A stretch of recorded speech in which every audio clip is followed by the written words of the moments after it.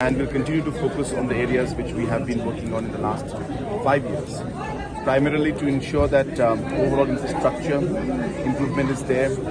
We are working very hard towards the social sectors improvement like health and education and social welfare, and of course we are giving a lot of importance to the youth, especially when it comes to employment issues and the livelihood issues. So those are going to be one of the main concerns and areas where this government is going to focus on. And like I had said 5 years back in the same place when I had taken oath, that we have realized that the overall delivery mechanism, overall efficiency at the grassroots level is something that needs to be improved. We improved that in the last 5 years. The same schemes which were implemented in the previous years did much better in the last 5 years because of the accountability, the monitoring that we did.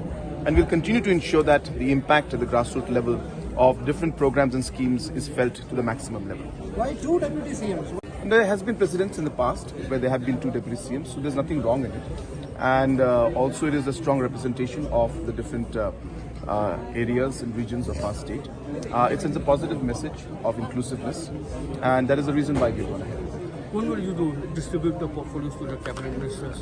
Within the next 24 hours to 48 hours. Sir, name of the Home Minister?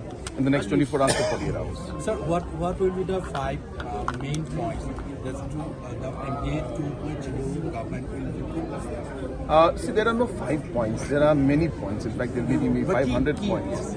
But I just told the same question that you have asked. You have asked in a different manner, and I'm repeating the answer that infrastructure, of course, when it comes to roads.